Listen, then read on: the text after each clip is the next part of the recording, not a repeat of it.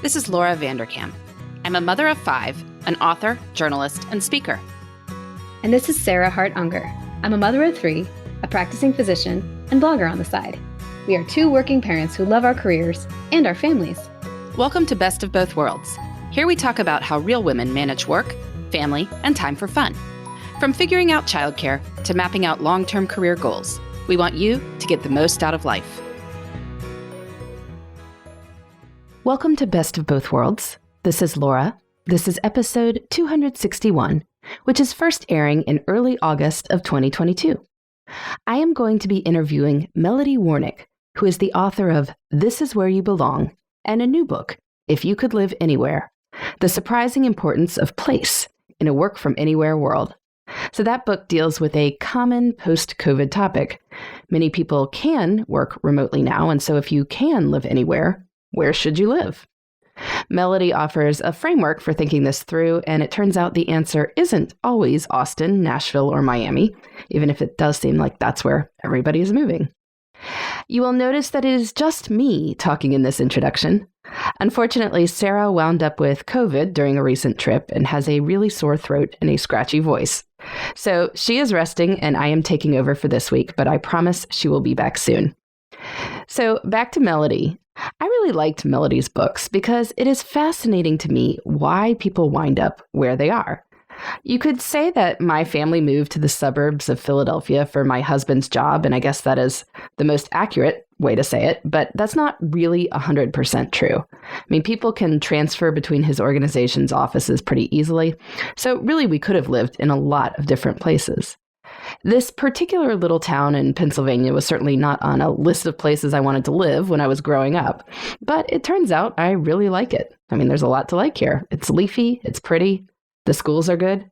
We are close to Philadelphia, so we can get the big city amenities if we want them, like museums, sports teams, concerts. We're 90 minutes from the Jersey Shore, so that's a day trip, but also 90 minutes from skiing and hiking in the Poconos. The Poconos aren't, exactly Vail, but they're not terrible. And it's nice that the kids can ski or go tubing as a day trip. I know Sarah and her family chose to live near her husband's extended family in Florida, which is certainly a great reason for choosing a place to live. Of course, there's also a lot to like about Florida as well, which is why many people are moving there. They don't have to leave the state to get to great vacation destinations. I think the cost of living is more reasonable, at least in parts of Florida, maybe not downtown Miami, but parts of Florida, than a lot of places. It's, of course, very different from Pennsylvania, which is why we all have to think through what aspects of a place we most want to prioritize when we're thinking about this.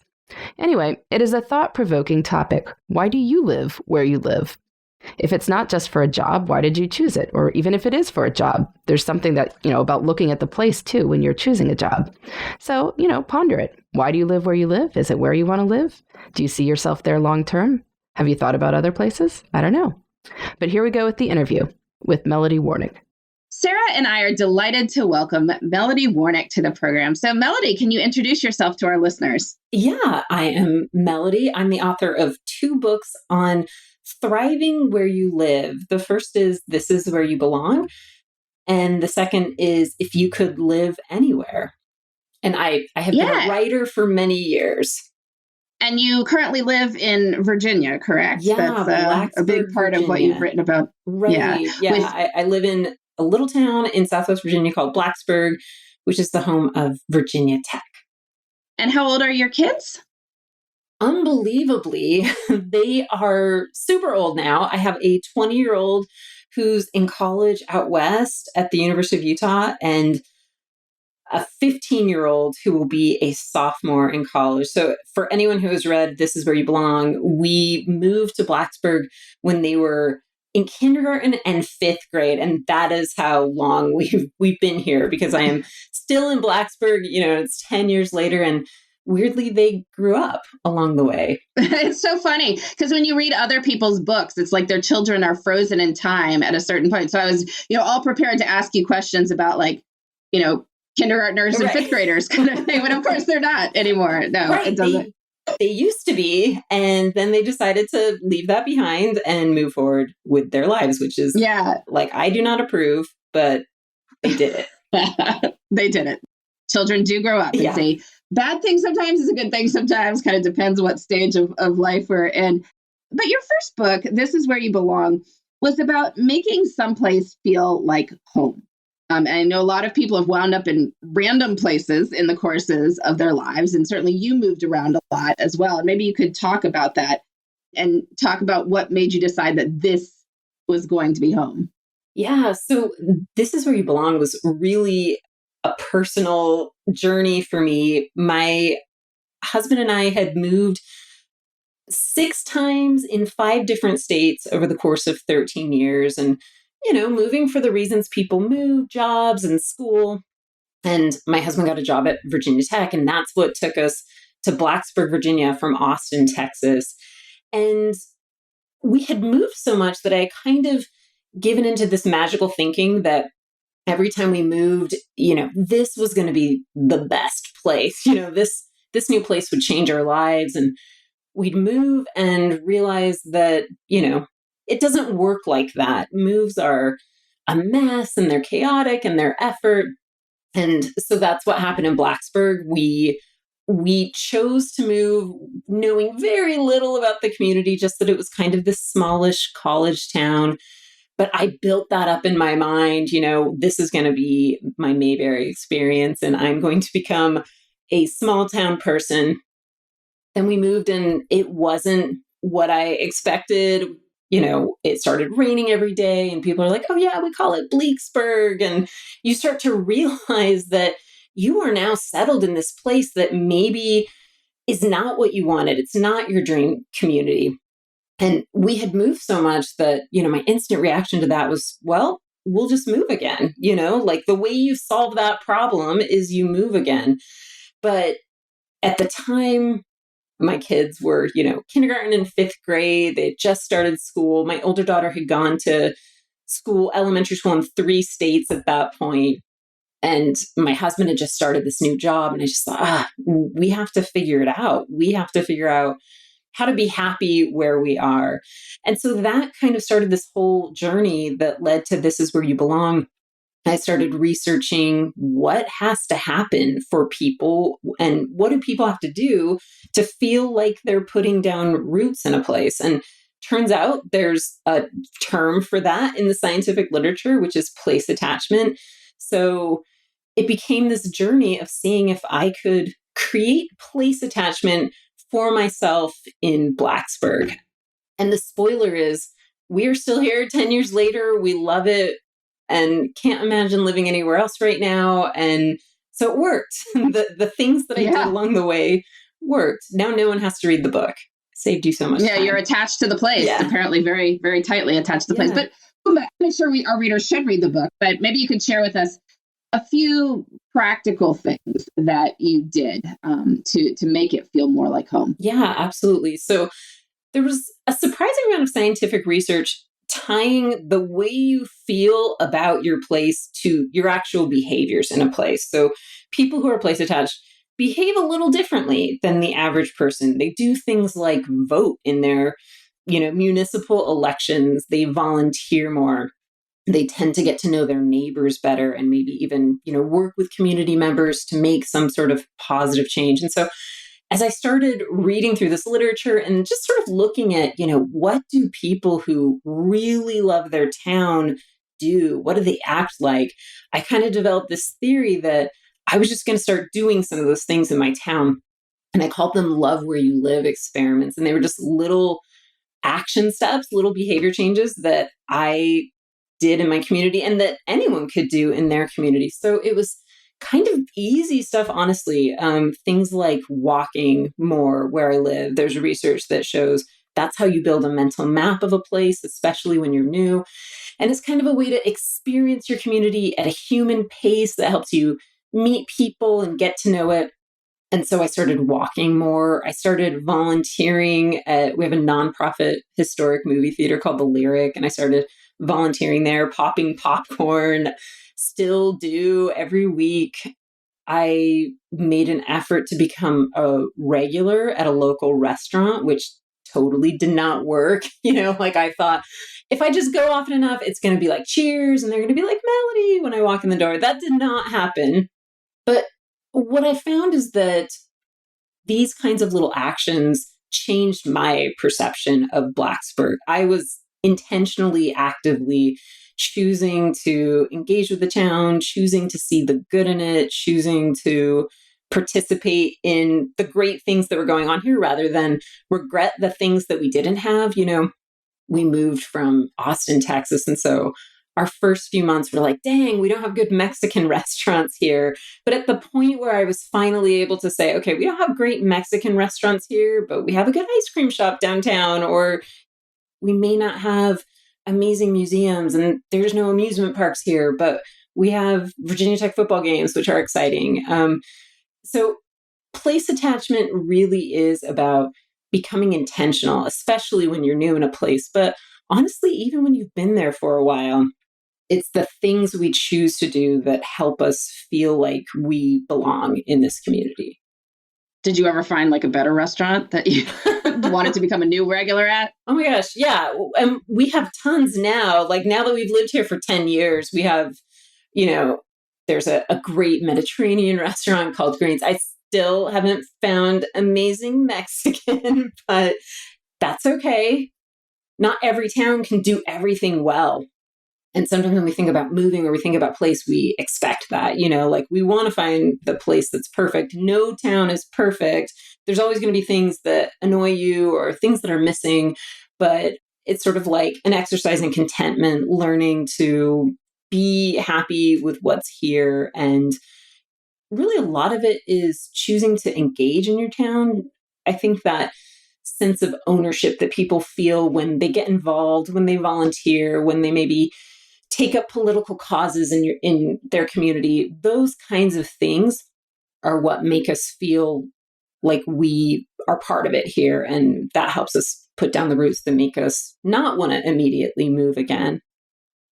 Yeah. Well, that sounds good. I'm sorry you haven't found a good Mexican restaurant, but we can always hope. So right, one day maybe somebody will open one. It was one in Blacksburg. Well, we're going to take a quick ad break and we'll be right back.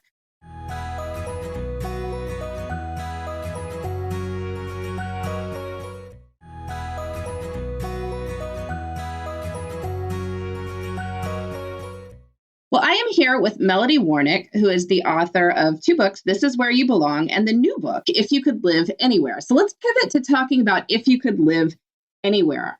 This book deals with the remote work phenomenon that has been, rising over the past few decades. There are certainly people who can, in fact, live anywhere.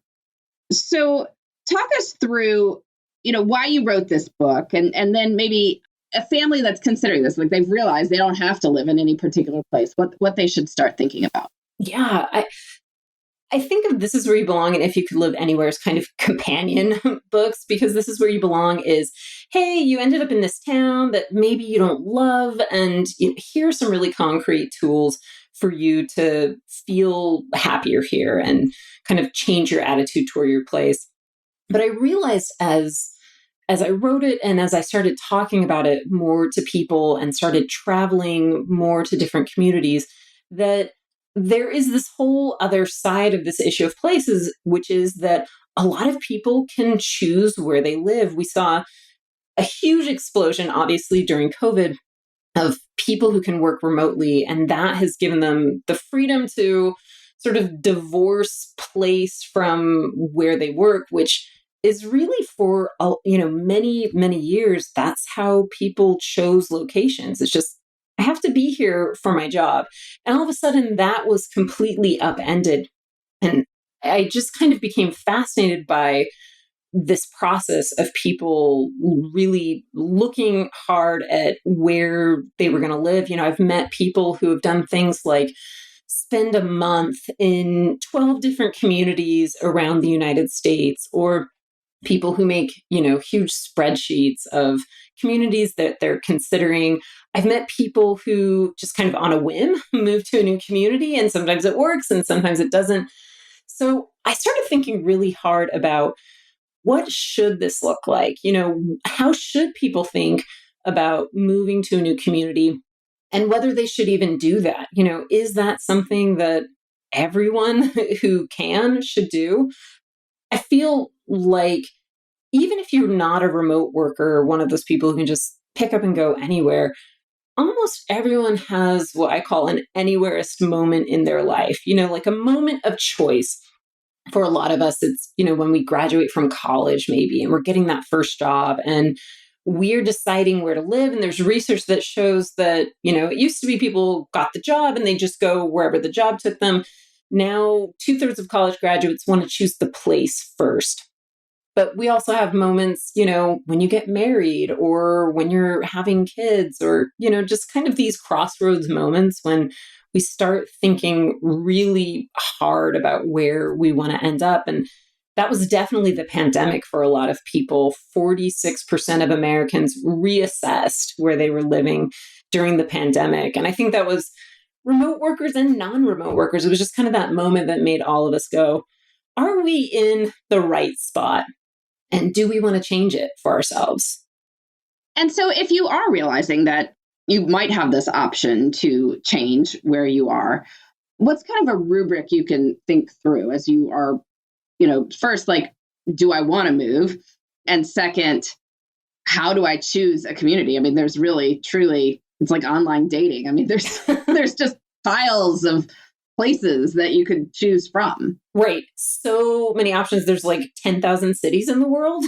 So, if you are genuinely considering all of them, you are going to go crazy before you ever move. I recommend that people come up with a location strategy, in the same way that businesses like Starbucks are really thoughtful about where they're going to put the next store. We need to be really thoughtful about where we're going to end up moving. And so I have a chapter in the book that kind of shares some exercises. And you're exactly right. The first exercise is all around, do I actually want to leave the community I'm in? I think for a lot of us, there's kind of an attraction in the novelty of moving somewhere new. And so if all of a sudden your job has gone totally remote and you have this new freedom, it's like, oh my gosh, like, how can I possibly stay put? I could go anywhere.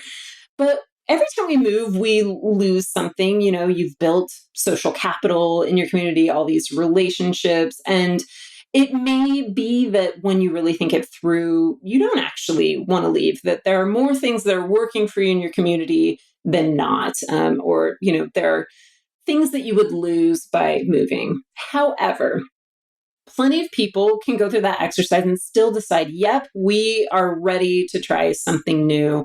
And from that point on, it's like, thinking about what's your magical dreamland, like I think of The Good Place, one of my favorite TV shows where, the good place, the pseudo good place was, like full of frozen yogurt stands and, unicorns and puppies. So we're not going to find the perfect place, but we can think about what are places that we've lived in the past that really worked for us. What are communities that we can imagine ourselves doing well in, maybe places that you visited on vacation. Look at the kinds of communities that have attracted you in the past and that you've enjoyed. But I think a huge portion of this is figuring out your place values. And that's something I talk about a lot in the book, that every time we move, we're sort of casting a vote for the kind of people we want to be, the kind of family we want to have, the things that are important to us. And so I want people to think really hard about, what are the values you want to enact in your new community? It might be things like entrepreneurship or wealth. I want to live in a community that allows me to grow a business or allows me to try something new with my work. Or it could be something like, I want to spend less time on work. So I want to live in a community that allows me the freedom to do that. I want access to nature. I want to spend more time with my kids. So I think there's all sorts of values we can apply to where we live. And I really tried hard in the book not to spell it out for people because I think we're all so different. I've met people who are really happy living in communities of 100 people. And I've met people that would, they would hate that. They're city people through and through.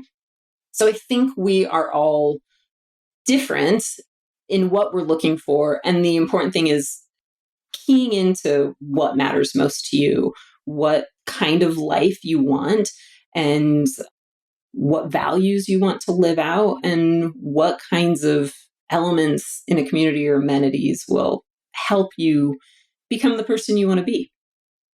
And so let's say that you've looked through a bunch of places and have somehow figured out that these values may match with these, which is going to take some work, right? You're going to have to talk to a lot of people, look at, because you wouldn't necessarily even have heard of, let's say, a small community in Virginia if you didn't know about it, right? Like if you didn't know about Virginia Tech, you would never have known about Blacksburg necessarily. So hopefully you've done your research, come up with a list.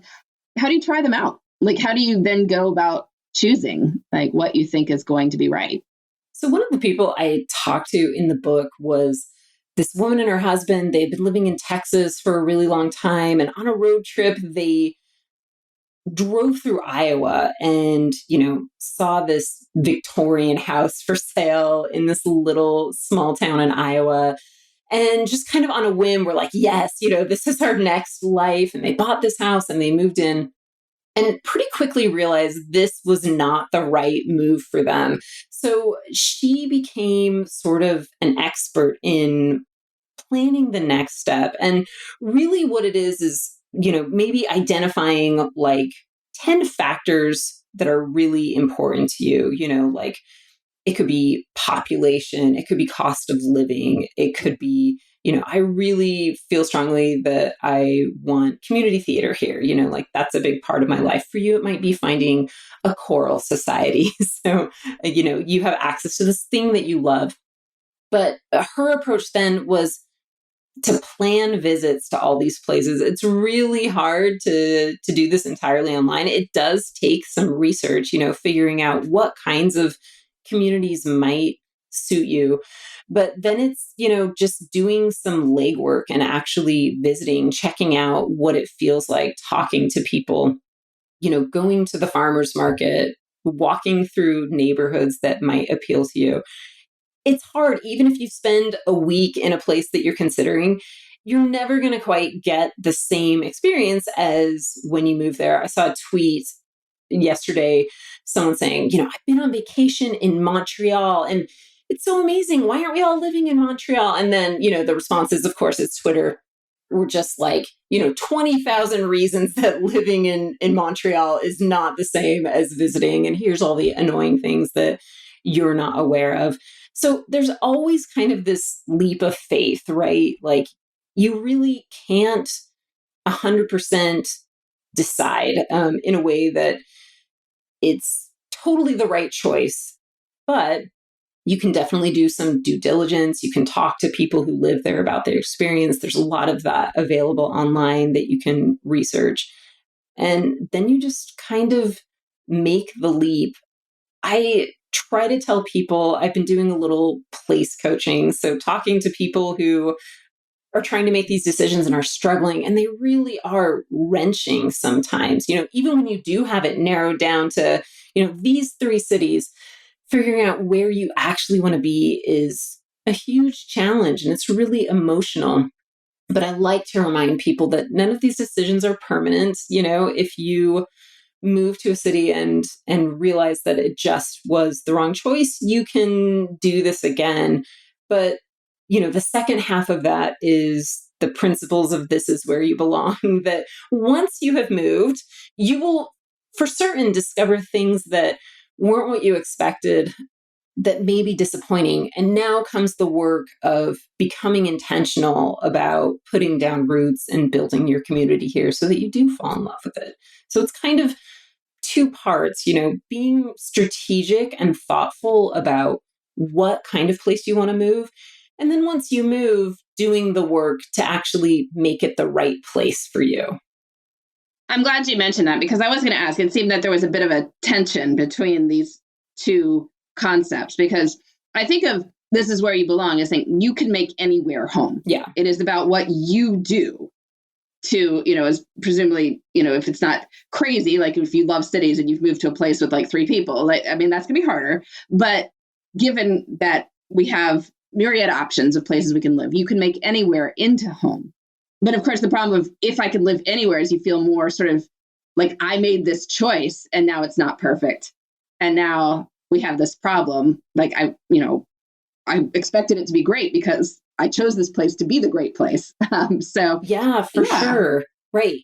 It is that thing of, I'm going to do all the work in advance I can to try and make the best choice for myself and be intentional about what I want out of this place. And then once I get there, I am going to continue to be intentional about getting that thing. One of the women that I interviewed for the book is named Amy Bushotz, and her family was in the military. So they moved a ton, and her husband suffered a traumatic brain injury. And so they finally were leaving the military and trying to think about where to go next.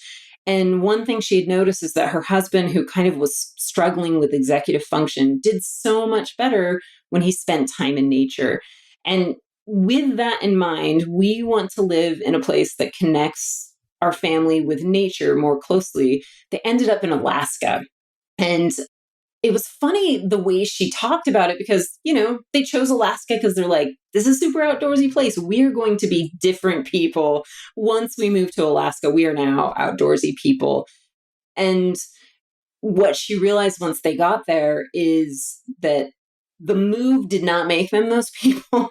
They still had to do the work. She describes this moment where, it's May, it's just starting to warm up in Alaska. And she's like, I'm going to go sit on the porch and read Harry Potter. And 10 minutes later, it's raining. And she sort of realized Alaska is a place of extremes. But if I want to create this outdoor haven for myself and my family while we're here, we're going to have to really commit to putting in the time to get outdoors. And so she made this goal to spend time outside every single day and did that. It was buying the proper gear and, learning to live with the weather. But because of that commitment, we chose Alaska because we wanted to connect with the outdoors. And B, now that we're here, we are going to force ourselves to become those people. They really did become those people. The place changed them, but it was really their choosing their behavior in that place. And the place just kind of gave them the opportunity that they took. Yeah, I love Amy's story. It's fun to hear you say it. She's a friend, nice. So it's that's wonderful. I love her. I love her story and what they made happen there in Alaska and how she writes and talks about it as well. So maybe the analogy we could use here is like getting married, right? That you do your due diligence beforehand, ideally, and you have chosen somebody who hopefully you share values with, think has good character and to whom you are attracted. But after you get married, no matter how perfect the person is, there's going to be something that comes up in the course of your time together, and you have to decide to make it work. And so it sounds like maybe how we think about place could be very similar, that these days, most of us, or many people, are not in the arranged marriage version where you have to go there because that's where IBM is located. And so therefore you must go there. Now we have broader choices with it. We have these anywhere moments, but once you've said, I do, you still have to do the work. That's a great analogy, Laura, and I'm going to steal it from you and go for it. Use it widely. No, I often use it widely. Yes. I often talk about how it's a relationship that we have with our place, and places, like humans, have personalities. And so we have personality conflicts. Not every town is going to feel like a great fit for every person. So, you do the best you can to find a place that fits with your personality. But I think when This Is Where You Belong came out, I really had this idea that you can make it work anywhere. And then I sometimes started to meet people who were saying, I've really made an effort here. I've really done a lot of these things that you suggest in your book, and I still just don't love it. And I think that's like marriage too, right? Sometimes you put in the effort and the marriage falls apart over time anyway. And so I think there's no shame in calling it quits after you have given it that effort and trying to find a place that is a better fit for you. But it really, it has to come back to knowing yourself. And sometimes you change over time. A place that was a really good fit when you were single isn't as good a fit now that you have a family, or, now that your kids are grown and gone, or things. We change. And so sometimes what we're looking for in a place changes along with us. And we can respond to that, particularly when we have a little freedom in where we work. Very true. Well, speaking of changing things after a long time for different, stages of life, you recently made a career move of, you'd been freelancing for a great many years and then decided to take a job. I wonder if you could talk about that. Yeah, that was crazy. So I had just finished writing If You Could Live Anywhere, and for anyone who's written a book, this is a long process. You spend a year writing the book, and then it's an entire other year till it publishes. So I had just turned in the draft and was feeling a little at loose ends, and saw a job listing at Virginia Tech, which is the university in the town where I live. My husband's worked there for 10 years. And it seemed like a good fit for me. I could go into lots of details about how the field of journalism has changed over time and become a little harder for freelancers. But there was something appealing about not having to hustle so hard to find work, and just being able to have someone say, this is what you are doing today. And so I applied and got the job. And yeah, like you said, I have been a freelancer for 20 years. This is what I've been doing for the bulk of my career. And I really have loved it, loved having that flexibility. I've written for some exciting publications. The day I got something in the New York Times was like dreams fulfilled. Written a lot for Reader's Digest and Good Housekeeping and a lot of national magazines like that. So it has been a great career for me. But I think, I think I was just ready to try something new. And it was interesting. I'm glad you asked about this, Laura, because in those first few weeks of having a job where I'm like, oh my gosh, I have to get up early and I have to go, sit at this desk for hours a day. It is a hybrid job and I can work from home basically whenever I want. But, all of a sudden I'm like driving to work, and it was just totally different. And I was reading your book, Off the Clock, and you said something about making time for the things that were important to you. And there was a story in the book about someone who, I think this story, and maybe it was from your life, or I can't remember who it was, but the story was about someone who had started like riding their bike to work or walking to work or something, just to like squeeze in that time for something that they loved. And I'm a big walker, and I had this massive epiphany moment of, I can walk to work. And I honestly don't know why I hadn't thought of it before. I lived just a couple miles from my office, but for some reason in my mind, till that point, it was like, I have a job in an office. That means I need to drive to work. Like I have a commute now. And from that moment on, I'm just like, I'm walking to work. And that allows me to get in a walk. I, have audiobooks or podcasts that I'm listening to. And I have managed in this kind of crazy new schedule to squeeze in this thing that I really love and that makes me feel whole and more satisfied with my life. So thank you for that key advice. Oh, that's awesome. I'm trying to remember what I wrote, but that sounds great. Walking to work or biking to work, when people do that, can just change the entire experience of it. Wonderful that you can do that. It sounds like if it's a hybrid job too, it's like easing into the world of, Yeah, for sure. My husband keeps telling me regular employment. You found the perfect job that is almost a mirror of freelancing. I have a lot of flexibility to decide where I work and even when I work. It's been interesting to have a book come out while I have a full-time job, totally different than how it was last time. And so sometimes I feel like I'm working two jobs I have a full-time job at Virginia Tech and then a second job where I'm, working on this book. I'm still doing speaking events about place. So it's definitely been an interesting shift in my life, but good so far, I think. As with everything, I try not to say, this is my life forever. And so there may come a point when I'm like, this is no longer working. The things I miss about freelancing are things like just being able to bail on your work in the middle of the day and decide, I'm going to go to the lake with my daughter because I want to. And my employer frowns on that, So I have to work a little more consistently than I'm used to, but there have been great things about it. Turns out you can go in and out of self-employment and regular employment one way or the other forever. Yeah, for sure. And I think, that's a good note for anyone who's feeling some dissatisfaction with their job. Like, we can try new things. And it's sort of like place. The thing that I always tell people is even at the point where you move on, you're taking things about your place with you, relationships and memories and experiences. And it's like that with work. You spend a lot of time building up skills and those go with you to the next job.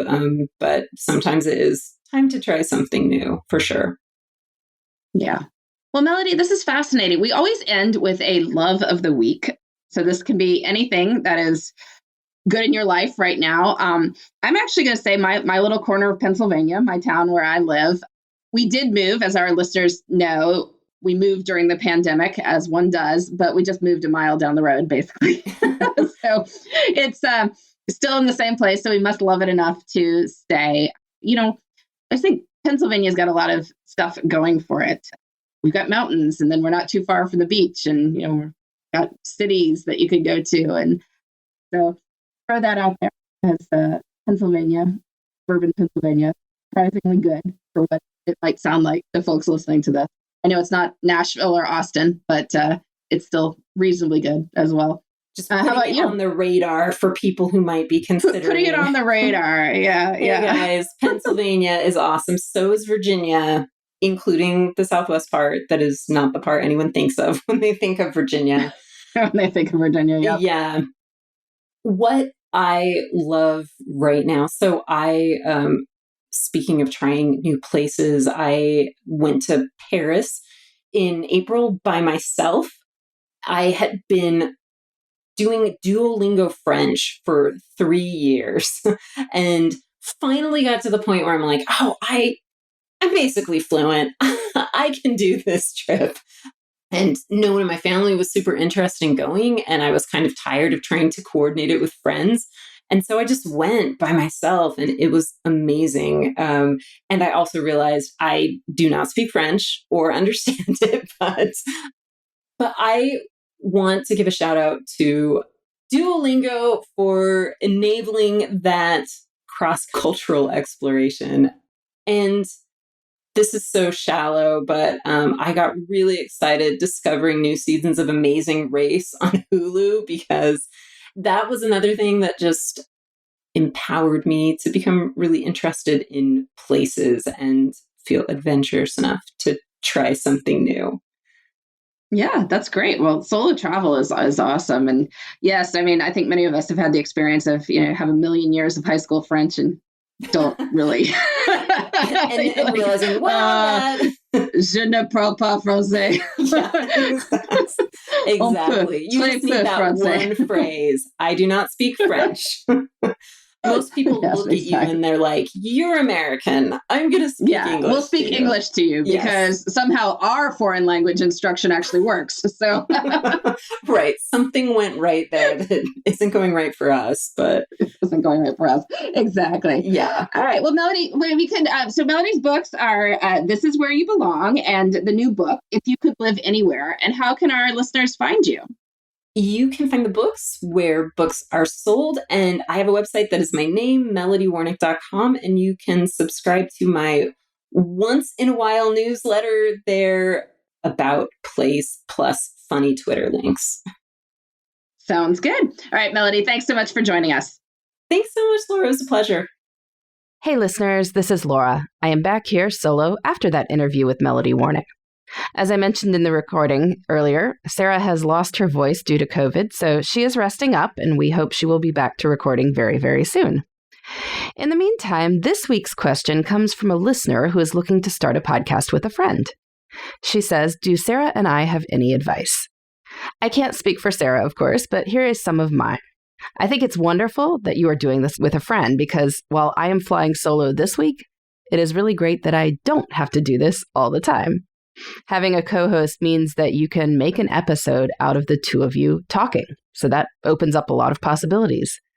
The nature of a back and forth conversation is that it is almost inevitably going to be more interesting than just one person talking. You can also divide and conquer on the podcast labor. At the beginning, Sarah and I did all the interviews together, but of course that was a lot of logistics to deal with. So we began splitting them up, and we can also divide up our advertising recordings. It also is great to have two people in case one person gets sick, like this week, or, I went on a short maternity leave, for instance, after having Henry. We've had various things, people on vacations, where it's helpful just to have two people rather than one. So as for specific advice, I would recommend trying to record at least 3 to 5 episodes before you officially launch. Because if you can do that, then you've got a topic that is going to be sustainable. If you are really struggling to get to 3 episodes, you're going to have a hard time maintaining a weekly publishing schedule. Having 3 to 5 episodes done also allows people to try you out when they first discover you, even if it's very early in the podcast's history. And they can decide that they are fans because they've listened to several episodes without having to wait a week for you to publish the next episode. So that can help you build momentum right from the beginning. Sarah and I don't script our episodes word from word. Instead, what we do is write out outlines. I think this is helpful to make sure we cover all the angles of a topic that we want to and helps keep the episodes more on track than they might otherwise be. I'd also recommend making regularly recurring segments. So then rather than facing 30 minutes of airtime, what do I fill this with? You know that you always spend, say, 3 minutes on this segment and then 5 minutes on this and so forth. You end with something else, perhaps a love of the week. Just throw that out there. We hired help for editing and publishing. And I think if you are serious about doing this long term, that is something to look into because otherwise the volume of technical work that you would need to do could get overwhelming. And that might lead to you quitting, even if you are mostly enjoying the recording itself. Make sure you tell everyone you know when you start your podcast and give it some time to grow. It is hard to get an audience immediately, but if you do keep publishing regularly over time, people will find you and tell their friends. At least we hope they tell their friends. Are you guys telling your friends about us? Please do. So good luck with the podcast. We can't wait to see what you do with it. And in the meantime, this has been Best of Both Worlds. I interviewed Melody Warnick about her new book, If You Could Live Anywhere. Sarah and I will be back next week with more on making work and life fit together. Thanks for listening. You can find me, Sarah, at theshoebox.com or at @the_shoebox on Instagram. And you can find me, Laura, at lauravanderkam.com. This has been the Best of Both Worlds podcast. Please join us next time for more on making work and life work together.